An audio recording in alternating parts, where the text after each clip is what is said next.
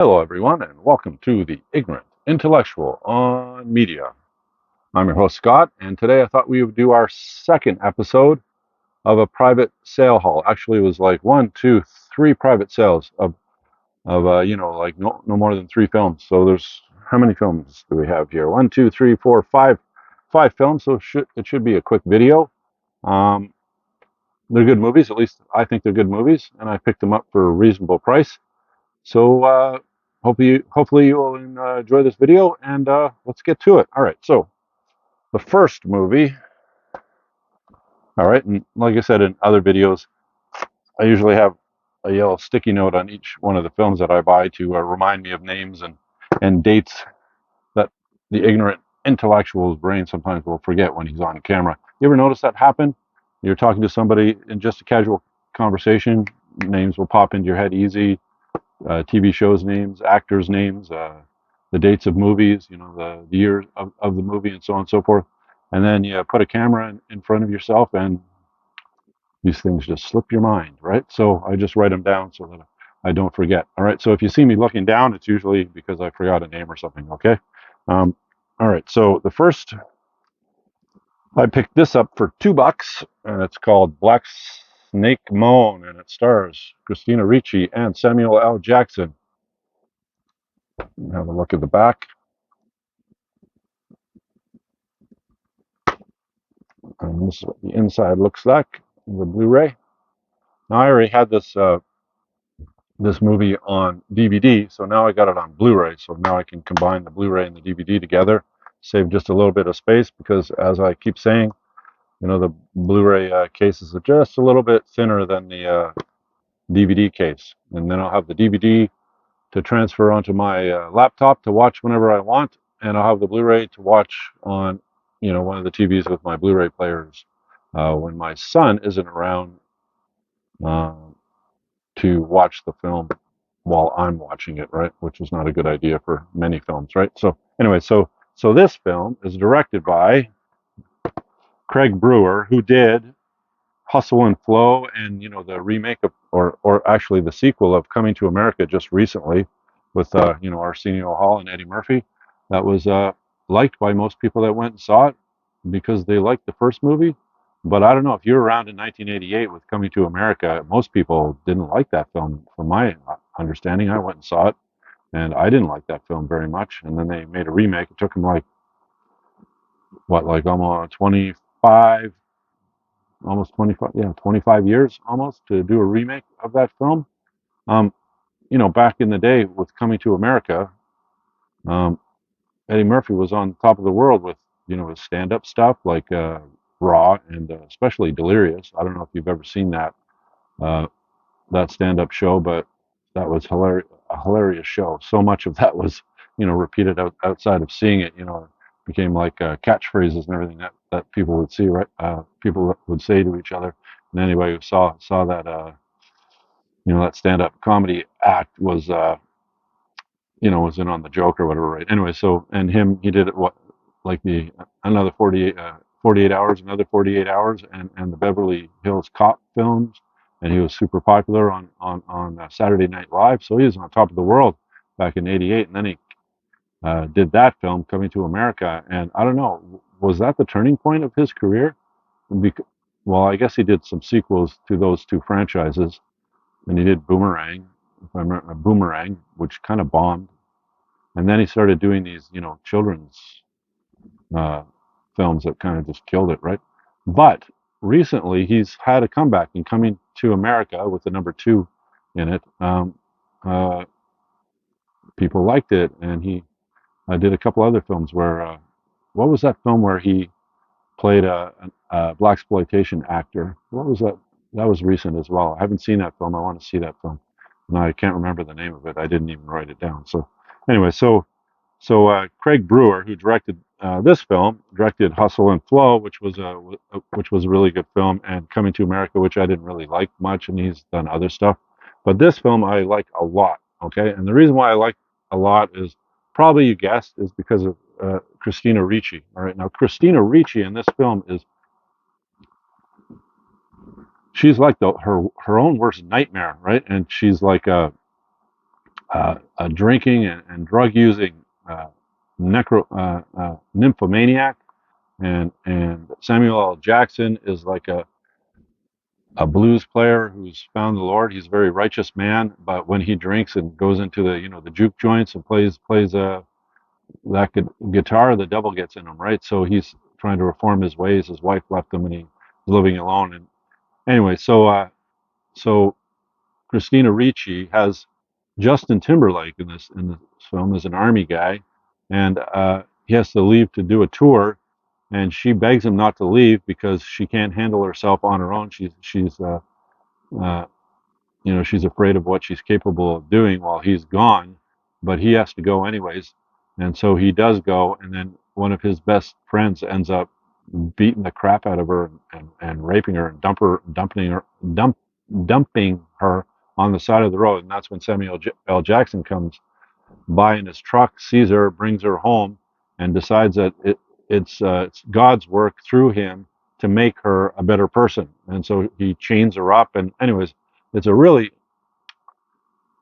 uh,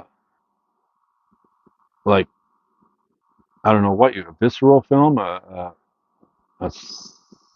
sexual deviant film without it being really deviant. And Christina Ricci just plays her part to the hilt, and she does an extremely good job in this film, and so does Samuel L. Jackson. So um, I highly recommend this film if you haven't seen it, and it's in my library now in both DVD and Blu-ray. And anything else I want to say about this? No, there isn't. All right, so oh, it came out in 2006. All right, so that's Black State Snake Moan. Next up is House. You remember this film from 1986? House. It's like a horror comedy about a haunted house, and it is directed by Steve Miner, who, among other films, he did like two of the Friday the 13th films, number two and number three. He did Halloween, H2O. But the one that I really liked by him was Lake Placid with uh, Bridget Nielsen and others about, the crocodile. Man, that was Steve Miner is very good at making funny horror films, and I wish he would do more of those and stay away from the other films that he's done. I mean, like Friday the 13th Part Two is good because it introduces Jason. Because the first Friday the 13th, Jason wasn't even in the film. I think you see him as a weed covered little boy in the lake or whatever, right? But he doesn't make his appearance until the second film, and Miner directed that film, and then he directed the third one, and then he moved on to other things. But the Lake Placid film, a lot of people didn't like that, but I thought it was hilarious. I like those campy type of horror films like Piranha 3D and Lake Placid and House, like this film. All right. So this is basically a film about a guy whose son's gone missing, and his wife leaves him, and he is a writer, so he decides, and his aunt ends up killing herself through hanging, and so he goes into his aunt's house, which is the house here, all right, and it ends up being haunted, and all sorts of shit happens to him, but in a funny way, right? So if you're looking for a scary type of film, maybe not so much this film. I mean, it does have its scary points, but it's more of a fun, laugh kind of freaky horror film, right? I mean, and it all wraps up really well in a nice bow at the end of the show. And it's going to be a funny film because the three main actors in this film is William Catt, if you remember him from that 80s superhero comedy called The Last American Hero, where he's like a bumbling superhero who gets these powers and he's trying to figure out how to fly and everything. It was a hilarious show. I don't know how many seasons. I think it was 3 seasons. And George Wendt is in it. The Norm from Cheers, if you remember that show.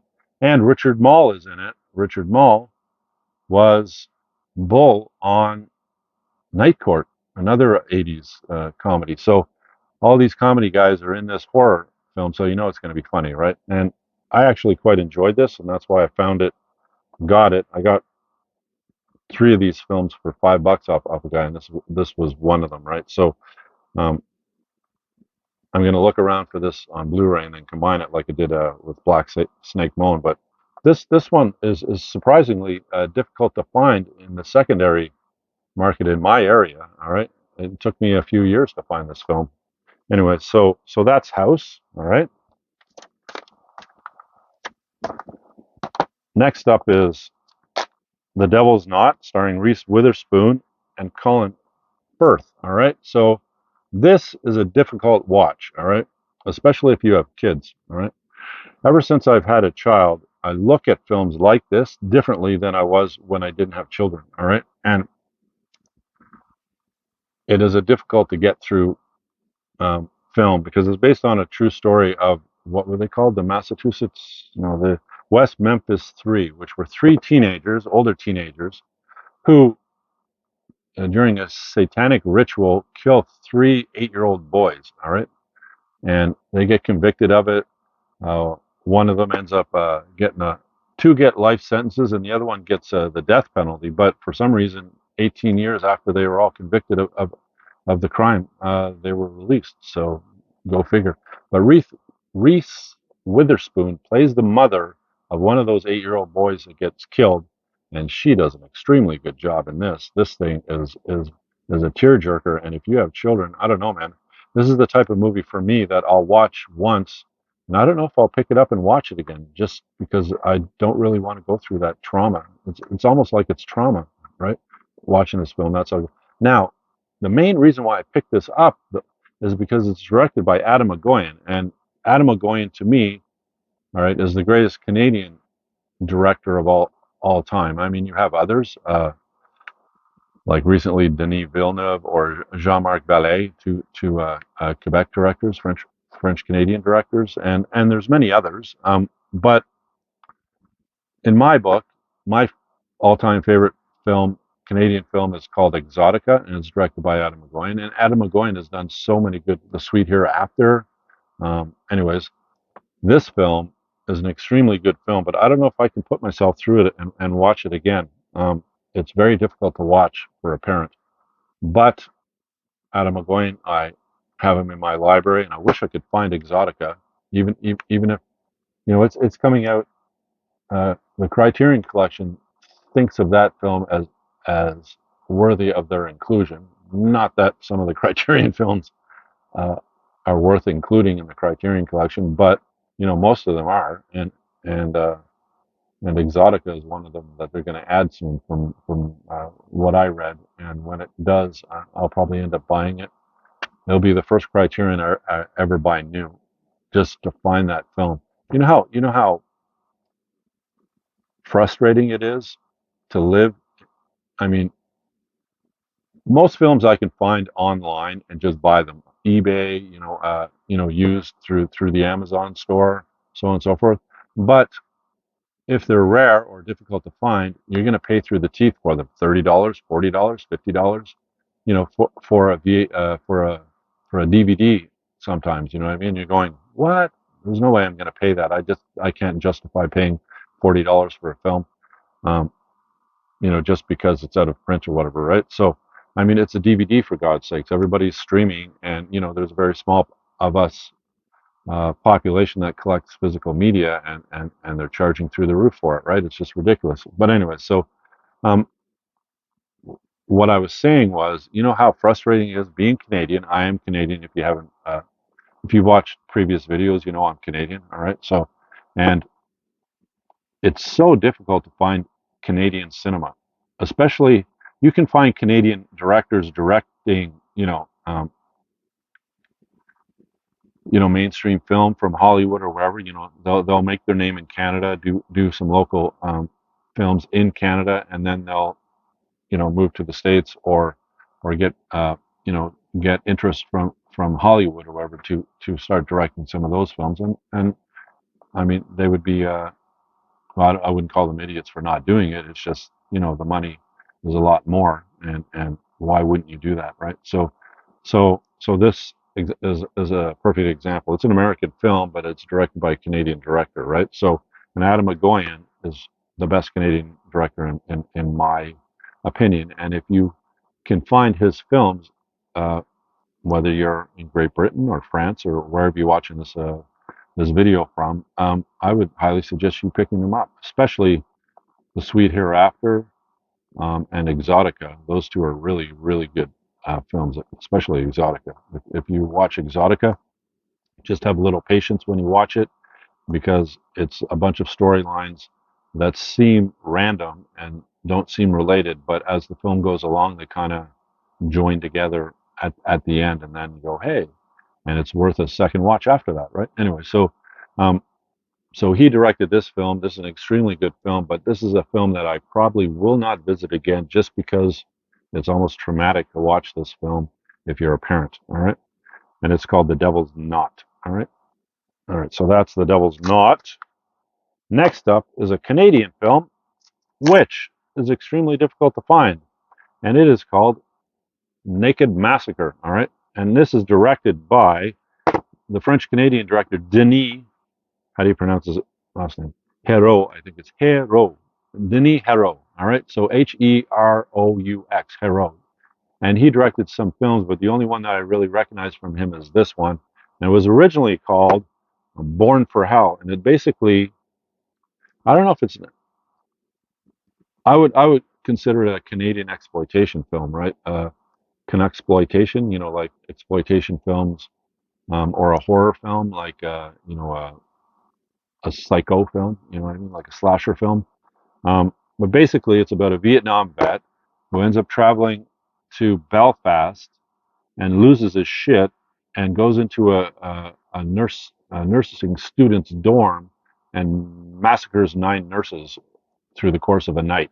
And it's a bit of an infamous film, a Canadian film, like Black Christmas, that kind of goes under the radar of a lot of people. But Black Christmas, it's from my understanding, it's the first time that a film, Black Christmas, I mean, a film and it was directed by Bob Clark, the guy that did Porky's and A Christmas Story.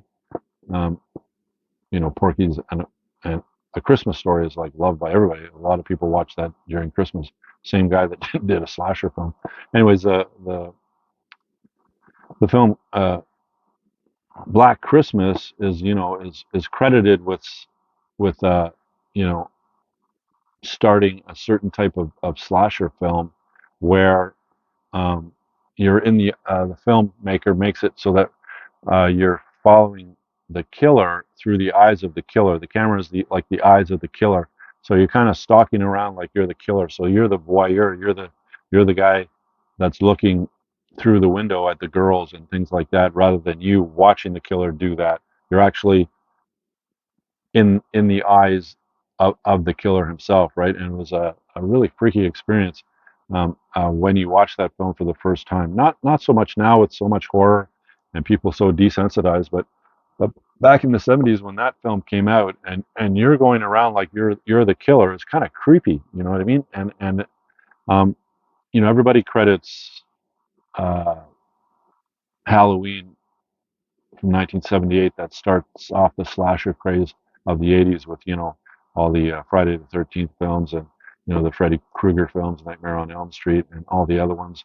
I think this one came out. When did this one come out? In '76. All right, so this one came out actually before Halloween, but so did Black Christmas. I think it came out in '76 as well, or '77.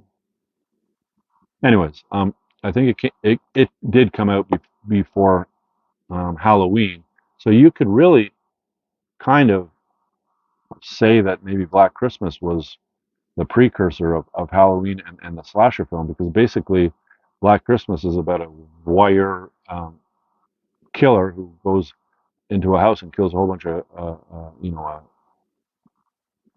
college girls or whatever, right? So, and this one, it was nurses instead, right? So this is a pretty brutal film, from my understanding. Now this is released by CFS Releasing, and I don't know that label or whatever, but I think Mill Creek had a version of this, and then in 2001, see, this is kind of, I think they cut it up a bit, um, adjusted it a bit for the DVD release, from my understanding. Don't quote me on it, but I think so, because what happens in 2001, so this one came out in 2011, so maybe not. Maybe this one is the director's cut. I don't know. I haven't seen it. Like I saw this film like 25, 30 years ago, 25 years, 30 years ago, maybe. And you can't find it, right? Um, so I'm glad I found it. But I think Mill Creek released a version of this, and this came out after the 2001 FYE release. They released it in their stores, from my understanding, and it's the director's cut. And I think they improved it into a 2K release. This doesn't look like a 2K release. This looks like a B movie format of the film, all grainy and everything. I don't know. I'd have to watch it to see. But probably the one that you should look for and find is the FYE um, issue of it, where they cleaned it up uh, into 2K, not 4K, but 2K in 2001, and they put the whole film back together as a director's cut. And it's got a different cover than this. It's similar, but it's kind of more red on the cover. Anyway, so it's called Naked Massacre, and maybe you can, if you can find it, you can treat yourself to a Canadian kind of slasher, killer, murderer type of exploitation film. At least I think it's an exploitation film. The definitions are kind of gray. You know what I mean? So anyway, so it's called Naked Massacre, but originally it was called Born for Hell. All right, so that's that film. All right, so we've done four, and now we got the last one. And this one, all right, is a Criterion Blu-ray DVD.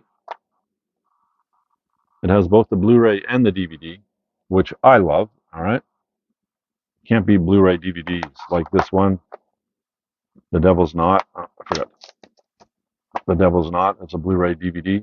I love it because I collect DVDs and Blu-rays, and then I combine them. So if I can get them originally in a DVD Blu-ray combo, super happy. So this is a Blu-ray DVD combo. It's called Pickpocket, and it is directed by Robert Bresson. Now, Robert Bresson is one of France's greatest directors. I mean, he's up there with Francois Truffaut. It's hard to say his name, and Jean-Luc Godard, and I'd even include Luc Besson in that. Luc Besson is an extremely good French director as well, right? But for some reason, if you do dramas, more serious type of films, you're held in higher regard than if you do like action or comedies, right? But Luc Besson's action films are some of the best action films, hands down, ever. All right, it's very difficult to argue against two of his films, which are La Femme Nikita, or just Nikita, and Leon the Professional, or just Leon. All right, both of those films are extremely good. Okay, and they're both about hit men or hit women, right? But he's done other great films as well, and he's worked with Pierre Morel to do a bunch of films that are directed by Pierre Morel as well, that were really good, like um, Paris, I Love You, if I remember correctly. Um, what else did he do? Anyways, I didn't write it down; it slips my mind, so I'm not gonna sit there blankly trying to think of what Pierre Morel did. But he's Taken. I think he did Taken. All right, that was another one. Anyway, so this is Robert Bresson, and Criterion did a really good uh, pressing of this. All right, and with Criterion you get a large amount of extras. So it's a new 2K digital restoration with uncompressed mono aural soundtrack on the Blu-ray, audio commentary featuring film scholar James Quand, introduction by writer-director Paul Schrader, the models of Pickpocket, a 2003 documentary by Babette Mangolt that features interviews with actors from the film, an interview with Robert Bresson from a 1960 episode of the French television program Ciné Panorama, Q&A on Pickpocket from 2000 featuring actor Marika Green and filmmaker Paul Bachalia and Jean-Pierre Amaris, footage of the sleight of hand artist and pickpocket consultant Kasaji from a 1962 episode of the French television show La Piste aux Étoiles. The trailer and plus an essay by novelist and critic Gary Indiana. All right, so lots of extras on this. Here's the booklet. See, if there's any complaint from me when it comes to criterions of old and the more recent criterions, okay, is, I mean, at one time, the Criterion collection was like the boutique in boutique cinema, right? Okay. Um, when you were going to spend some money, all right, so here's the inside of it. Um, you were going to spend some money if you were going to buy even the DVDs back in the day when DVD, when Blu-ray wasn't available yet, right? So, and you still thought it was worth it because when you bought um, the DVD, it usually came a lot of them came with two discs, one for the actual film and a whole second DVD full of extras, right? And sometimes you get even a second film from that director, you know, one of his early films or a minor film, that kind of thing. And then you get a thick booklet, all right, that had essays and all this other information that you could actually read. I'm talking about a thick one, like some of them were like 100 pages long, right? And when you pick that uh, DVD case up, it was a heavy case, and a lot of them are like double thickness because they had to do that because of the size of the booklet that they put it in.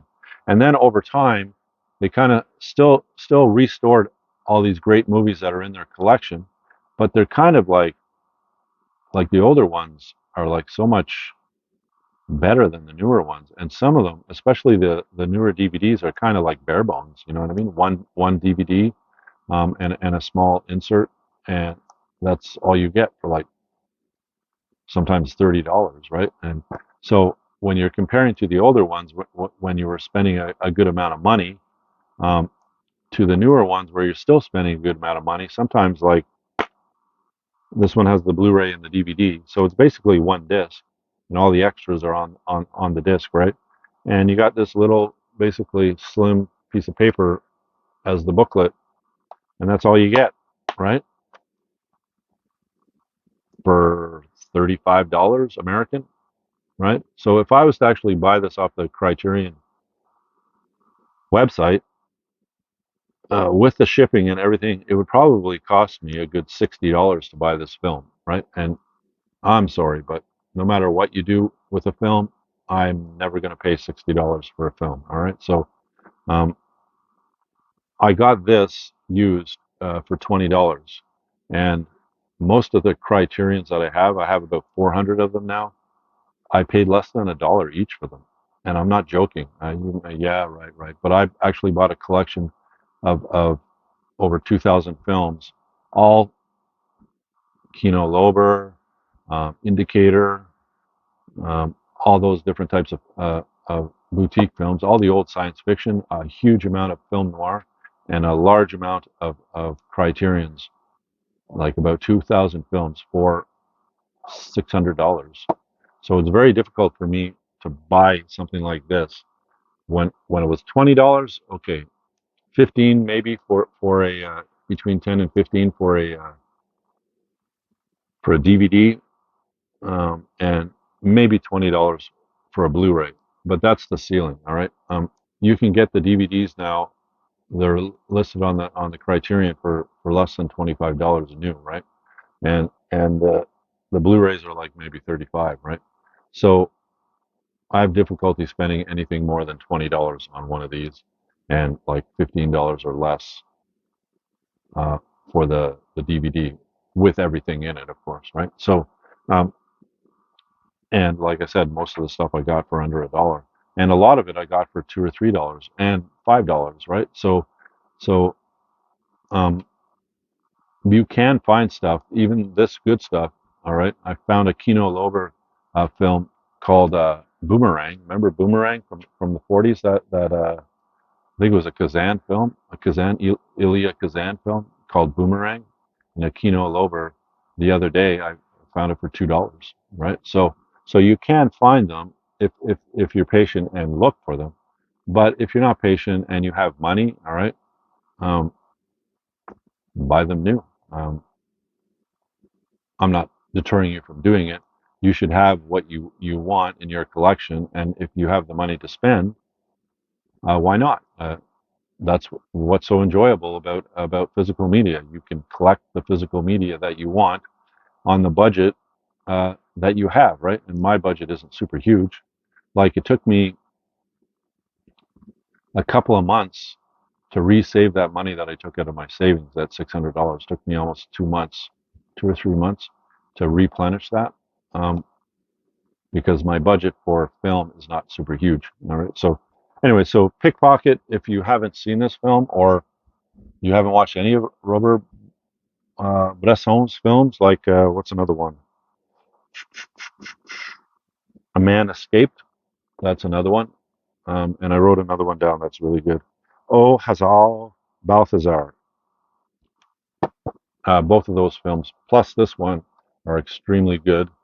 And but I kind of like this one the best. It's kind of I don't know how to. You have to just watch it. Okay, so it's called Pickpocket. Came out in 1959, directed by Robert Bresson, and that's all the films. Oh, the number for it's a number 314 for the Criterion collection.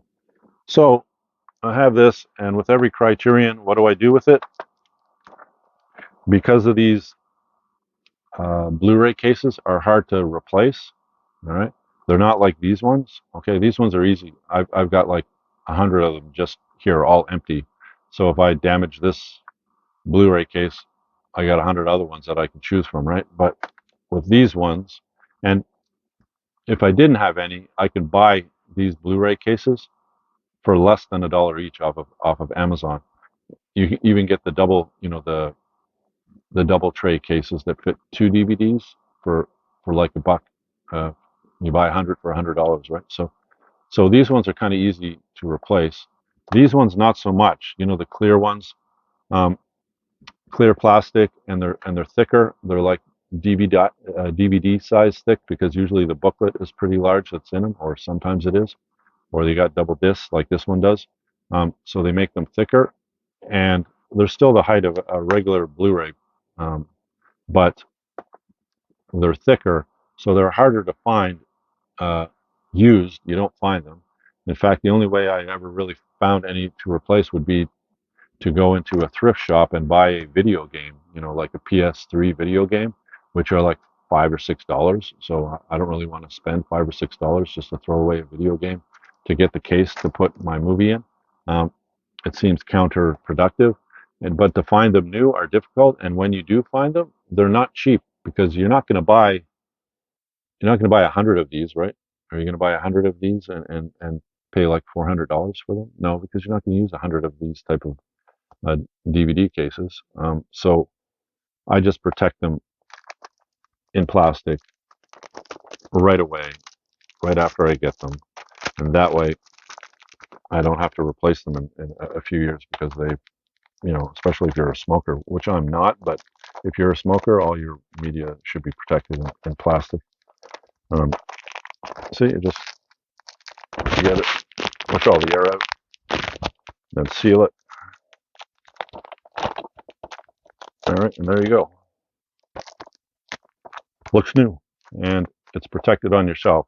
You can move it back and forth. It's just rubbing plastic. You can uh, you know, rub it against other stuff that's on your shelf, bringing it in and out, moving it back and forth, and you'll never wreck it.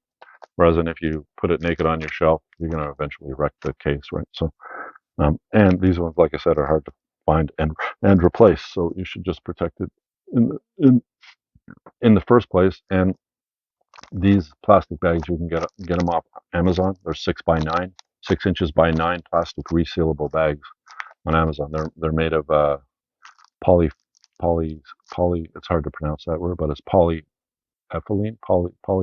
Anyways, they're acid neutral, so they're just going on top of plastic anyway, so it's not like it will destroy anything, right, over time. And you can just replace the bags if they yellow or get dirty or whatever from the environment inside your house, whatever, the dust and everything else going around.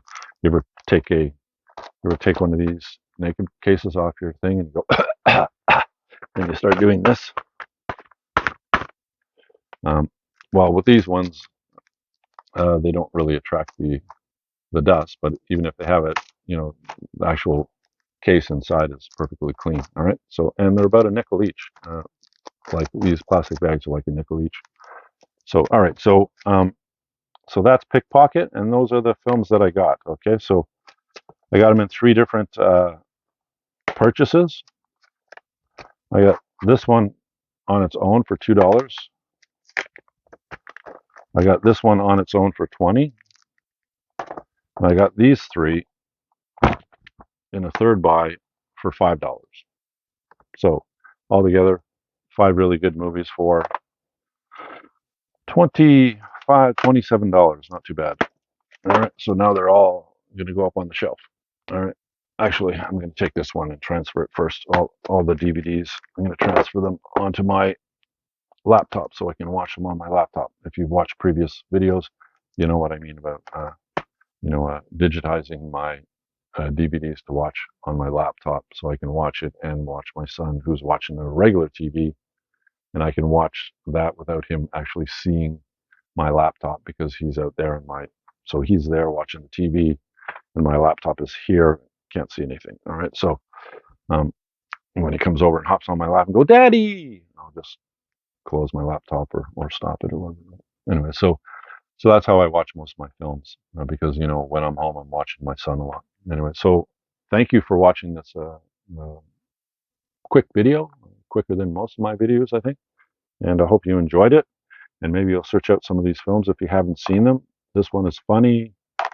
This one is really, really sad. This one is kind of scary exploitation. This one is just a beautiful film. And this one is kind of like sexual. It's almost like a sexploitation film, basically. This one. Anyways, okay. So thank you very much for watching.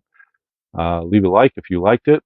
Please subscribe and other videos that I'll put up, you'll end up getting informed of. And I'm going to be doing some books soon because I just picked up a haul of a bunch of Everyman Library books.